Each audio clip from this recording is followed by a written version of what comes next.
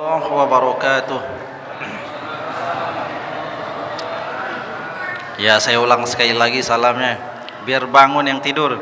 Assalamualaikum warahmatullahi wabarakatuh.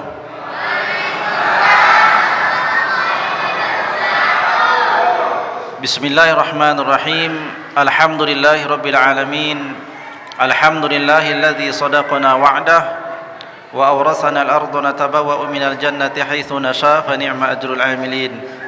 Asyhadu an la ilaha illallah wahdahu la syarikalah wa asyhadu anna sayyidana wa maulana Muhammadan 'abduhu wa rasuluh la nabiyya wa la rasula ba'dah, amma ba'd. Yang saya hormati, saya muliakan Bapak Kadus Karangmas Permata Asri, Ketua Takmir Masjid Al-Ikhlas, para alim, para ulama, para ustadz wal ustazat yang tidak bisa saya sebutkan satu persatu namanya, yang saya hormati dan yang saya ta'zimi. Hadirin bapak-bapak, ibu sekalian yang saya muliakan, saya ingin berbicara tidak lebih dari 15 menit. Jadi dalam waktu 15 menit ini kita ngaji tentang nuzulul Quran. Di dalam tafsir Al-Quranil Azim, yakni tafsir yang ditulis oleh Imam Ibnu Katsir, beliau menjelaskan bahwasanya di bulan Ramadan itu tidak hanya Al-Quran yang diturunkan, tetapi seluruh kitab-kitab yang diturunkan Allah Subhanahu wa taala sebelum Al-Quran semuanya diturunkan di bulan Ramadan. Yang pertama diturunkan di bulan Ramadan itu sebagaimana dituliskan oleh Imam Ibnu Katsir adalah unzilat suhufu Ibrahim awwala lailatin min syahri Ramadan. Yang pertama kali diturunkan di bulan Ramadan itu dahulu adalah suhufnya Ibrahim alaihi salam. Nabi Ibrahim tidak memiliki kitab suci, tetapi kitab sucinya Nabi Ibrahim disebut dengan suhuf. Kita kenal di dalam Quran itu kita baca suhufi Ibrahim wa Musa. Jadi Nabi Ibrahim mendapatkan suhuf atau panduan kehidupan, yakni pada awal malam di bulan Ramadan. Ini yang pertama. Kemudian yang kedua, wa unzilatit tauratu li sittin madaina min Ramadan. Adapun kitab Taurat yang diturunkan yakni tepatnya pada malam ke-6 bulan Ramadan. Jadi malam ke-6 Ramadan kitab Taurat Allah Subhanahu wa taala turunkan. Wa unzilul Injil li salasa asrata madad min Ramadan. Jadi kitab Injil diturunkan pada malam yang ke-13 daripada bulan Ramadan. Ini malam ke-13 adalah kitab Injil diturunkan. Kemudian yang selanjutnya wa unzilaz zaburu li thamana asrata khallat min Ramadan. Pada malam yang ke-18 diturunkan daripada kitab Allah Subhanahu wa taala, yakni kitab Zabur. Jadi kitab Zabur diturunkan pada malam yang ke-18 Ramadan. Kemudian yang terakhir yakni daripada kitab suci Al-Qur'an, wa unzilal Qur'ani li arba'in wa isrina khallat min Ramadan. Adapun Al-Qur'an yakni kitab sucinya umat Islam itu diturunkan pada tanggal 24 Ramadan. Lalu sekarang kita bertanya, kenapa kita bisa memperingati nuzulul Quran itu yakni pada tanggal 17 Ramadan? Sedangkan Al-Quran itu diturunkan Allah Subhanahu wa taala pada malam yang ke-24 di bulan Ramadan. Jawabannya adalah ada perbedaan antara Lailatul Qadar dengan yang disebut dengan nuzulul Quran. Kalau Lailatul Qadar, yang dimaksud malam Lailatul Qadar adalah turunnya Al-Quran secara keseluruhan dari Lauhul Mahfuz ke Baitul Izzah yang tempatnya ada di langit dunia, yakni langit yang paling dekat dengan dunia ini namanya langit dunia. Pada tanggal 24 daripada Ramadan yang dikenal dengan nama Lailatul Qadar, Al-Quran itu diturunkan Allah Subhanahu wa taala secara keseluruhan. Jadi mulai daripada ayat pertama sampai terakhir itu diturunkan pada malam Lailatul Qadar, seluruhnya diturunkan secara bersamaan dari Lauhul Mahfuz namanya ke Baitul Izzah, yakni yang ada di langit dunia. Ini dikenal dengan nama Lailatul Qadar. Malam inilah yang disebutkan Allah Subhanahu wa taala di dalam Al-Qur'an, inna anzalnahu fi lailatul qadri. Sesungguhnya kami telah turunkan Al-Qur'an itu yakni pada malam kemuliaan yang dikenal dengan nama Lailatul Qadar. Itu adalah waktu Al-Qur'an diturunkan secara keseluruhan. Adapun yang disebut dengan nuzulul Qur'an yang kita peringati malam hari ini adalah turunnya ayat pertama kepada baginda Nabi sallallahu alaihi wasallam, di mana Al-Qur'an itu dari Baitul Izzah, dari langit dunia, diturunkan kepada Nabi secara berangsur-angsur sesuai dengan kebutuhannya Nabi, yakni turunnya surat pertama dikenal oleh para ulama tarikh, yakni surat Al-Alaq ayat 1 sampai 5, turunlah pada tanggal 17 Ramadan. Inilah yang kita peringati malam hari ini. Jadi yang kita peringati adalah malam turunnya Al-Quran pertama kali diturunkan Allah kepada baginda Nabi sallallahu alaihi wasallam. Inilah bedanya Lailatul Qadar dengan nuzulul Quran. Kalau Lailatul Qadar adalah turunnya Al-Quran secara keseluruhan kepada Baitul Izzah, tapi belum sampai kepada Nabi. Setelah itu kemudian Nabi ini ditetapkan sebagai Rasul, tepatnya pada tanggal 17 Ramadan ayat itu diturunkan. Ini kita kenal dengan nama nuzulul Quran. Jadi kalau ada orang bertanya apa Lailatul Qadar, ya kita sudah mengerti itu Lailatul Qadar apa. Kalau ada orang bertanya nuzulul Quran, kita juga sudah paham mengenai nuzulul Quran itu. Bapak-bapak, ibu sekalian, setelah Al-Quran itu diturunkan ke Baitul Izzah, maka Al-Quran itu diturunkan kepada Nabi secara berangsur-angsur, tidak sekaligus. Apa yang jadi kebutuhannya Nabi, pada saat itulah diberikan wahyu Allah Subhanahu wa ta'ala. Kadang-kadang wahyu itu turun berupa suara, seperti suara piringan besi yang dipukulkan, sehingga pada saat itu Nabi merasa begitu berat sampai mengeluarkan keringat, dan bahkan hampir-hampir Nabi ini pingsan ketika menerima ayat Al-Quran dalam bentuk suara. Kadang-kadang Al-Quran itu turun di bawah malaikat Jibril bertemu langsung dengan baginda Nabi sallallahu alaihi wasallam. Walhasil Al-Quran ini turun berangsur-angsur sesuai dengan kebutuhan daripada baginda Nabi SAW. Oleh sebab itu di dalam kitab tafsir kita mengenal ada namanya asbabun nuzul. Apa itu asbabun nuzul? Sebab-sebab diturunkan Al-Quran. Jadi Al-Quran itu dicicil dari langit dunia diturunkan kepada Nabi, itu dicicil sesuai dengan kebutuhan. Kebutuhan apa yang menyebabkan Nabi ini membutuhkan wahyu? Itu disebut dengan asbabun nuzul atau sebab turunnya Al-Quran. Di antara contoh sebab turunnya Al-Quran itu adalah sebab turunnya ayat yang ketiga daripada surat Al-Qadar. Jadi surat Al-Qadar itu dalam ayat 3-nya dikatakan Lailatul Qadri khairum min alfi syahrin.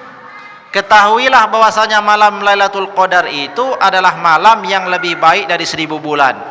Ayat ini tidak turun serta-merta, tetapi ada yang menjadi sebabnya. Apa yang menjadi sebab ayat ini diturunkan oleh Allah Subhanahu wa taala?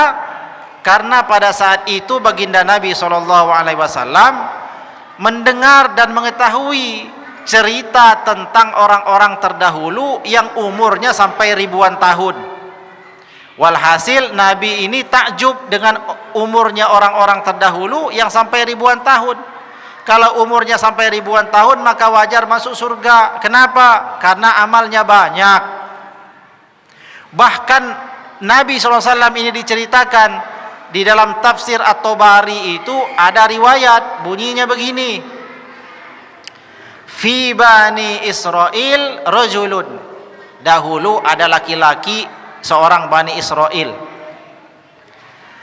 yaqumul lail hatta yusbih, setiap malam solat tahajud sampai pagi. Thumma yujahidul adu bin nahari hatta yumsi, kemudian di siang harinya dia tidak tidur, tetapi orang ini berangkat berperang di jalan Allah, menegakkan agamanya sampai sore hari. Dan laki-laki bangsa Bani Israel ini melakukan amalan berupa solat malam di malam hari sampai pagi dan berjihad di siang hari sampai sore. Ia lakukan selama 1000 bulan, tidak pernah berhenti. Lalu Nabi takjub dengan cerita yang demikian itu, maka Allah hendak memuliakan Nabi dan Allah hendak memuliakan umatnya baginda Nabi agar menjadi lebih mulia daripada umat-umat yang dahulu umurnya ribuan tahun. Maka Nabi SAW ini mendapatkan wahyu dari Allah, Lailatul Qadri khairum min alfi syahrin. Ketahuilah, satu malam yang dikenal dengan Lailatul Qadar itu nilainya lebih baik daripada 1000 bulan. 1000 bulan yang mana? Yakni 1000 bulan amaluhu dzalikar rajul, amalannya laki-laki yang setiap malam solat tahajud, setiap hari berjihad di jalan Allah selama 1000 bulan, itu nilainya kalah dengan solat malamnya satu orang muslim yang ia solat di malam Lailatul Qadar. Sehingga kalau ada orang ini berjumpa dengan Ramadan itu sebanyak 30 kali Ramadan umpamanya, maka 1000 bulan itu kalau kita konversikan kepada tahun kurang lebih 83 tahun. Maka 83 tahun itu dikalikan kepada jumlah berapa kali kita bertemu Ramadan. Kalau orang itu bertemu Ramadan sebanyak 30 kali, maka umur orang ini meskipun tidak sampai pada umur 1000 tahun, tetapi nilainya lebih daripada umur orang yang hidup selama 2000 tahun. Jadi meskipun dahulu orang-orang Bani Israel hidup sampai 1000 tahun, sama saja nilainya, bahkan di bawah, lebih mulia, lebih banyak pahalanya orang muslim atau orang Islam yang melaksanakan ibadah di malam Lailatul Qadar. Nah, inilah hadirin yang dirahmati Allah Subhanahu wa taala makna daripada nuzulul Quran, bahwa kita mengenang dahulu tanggal 17 Ramadan malam-malam seperti sekarang ini, Nabi kita menerima wahyunya yang pertama yang menjadi awal daripada terbukanya pintu hidayah bagi semua umat Islam. Andai tidak ada malam 17 Ramadan tahun yang lalu, mungkin saja hari ini kita ini masih menyembah kayu. Mungkin juga kita masih menyembah batu. Yang na'udzubillahi min zalik, kalau kita ini mati dalam keadaan tidak beragama Islam, maka kita dinyatakan sebagai orang yang kekal di dalam neraka. Maka hadirin yang dirahmati Allah Subhanahu wa taala, 17 Ramadan adalah perkara yang penting dan penting untuk kita kenang. Tidak hanya kita kenang, kita renungi apa yang ada pada malam itu, sehingga kita benar-benar menyadari bahwa Al-Quran itu adalah panduan hidup yang paling berharga. Cukuplah bagi kita semuanya peringatan dari Nabi tentang Al-Quran ini. Khairukum man ta'allamal Quran wa 'allamahu. Sebaik-baik kamu itu, kata Nabi, sebaik-baik orang, sebaik-baik di antara kalian itu siapa orang yang mempelajari Al-Quran dan mengajarkannya kepada orang lain. Jadi Quran dipelajari. Sebab kita pelajari Quran, maka Al-Quran itu ada di dalam dada kita. Sebab Al-Quran ada di dalam dada kita, maka kita ini termasuk daripada orang yang membawa firman Allah Subhanahu wa ta'ala. Kemudian setelah kita memahami bahwasanya membaca Quran itu perkara yang mulia, mempelajari dan mengajarkan Quran adalah perkara yang mulia, kita juga harus membacanya. Dan ketika kita membaca Quran ini, meskipun kita dalam keadaan terbata-bata, Allah ingin memuliakan pembacanya. Tidak hanya orang yang lancar membaca yang Allah berikan kemuliaan, tapi bahkan orang yang terbata-bata sekalipun mendapatkan kebaikan yang banyak dari Allah Subhanahu wa ta'ala. Dalam sebuah sabdanya baginda Nabi SAW pernah bersabda, al-mahiru bil Quran ma'as safaratil kiramil baroroh. Orang yang baca Qur'annya mahir, lancar, tidak terbata-bata, maka dia itu ma'as safaratil kiramil baroroh, bersama para malaikat yang baik dan benar. Derajatnya seperti malaikat kalau baca Qur'annya lancar. Kemudian wallazi yaqra'ul Qur'ana wa yatata'ta'u fihi wa huwa alaihi syaqun lahu ajrun. Tapi kalau ada orang yang belum lancar membaca Quran, dia baca masih terbata-bata, sangat susah ia membaca Quran itu, andainya dia terus membacanya, baginya 2 pahala. Yang pertama pahala karena ia membacanya, yang kedua pahala karena dia bersungguh-sungguh dalam mempelajarinya. Sehingga meskipun ia termasuk orang yang sulit membaca Quran, tapi karena keimanannya kepada Allah dan mengharapkan ridho dari Allah Subhanahu wa taala, ia tetap membacanya. Maka di bulan Ramadan kali ini, marilah kita semuanya memperbanyak bacaan kita terhadap kitab suci Al-Quran. Jangan sampai hari-hari kita terlewati daripada membaca Quran. Sebab kalau bukan kita yang membacanya, siapa lagi? Allah Subhanahu wa taala memberikan ganjaran yang besar bagi orang-orang yang senantiasa membaca Al-Quran. Demikian saja kultum kita pada malam hari ini, semoga bermanfaat. Semoga tidak sia-sia kita ini berlelah-lelah mengisi waktu-waktu kita di bulan Ramadan. Yakinlah tidak akan pernah kita sesali apa yang kita usahakan di bulan yang mulia ini.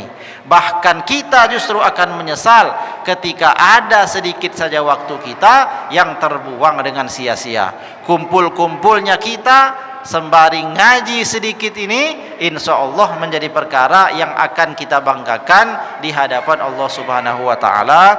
Amin ya rabbal alamin. Demikian saja, mohon maaf atas segala kesalahan dan kekurangannya. Semoga bermanfaat. Wallahu a'lam bishawab, wallahul muwaffiq ila aqwamit thoriq. Wassalamualaikum warahmatullahi wabarakatuh.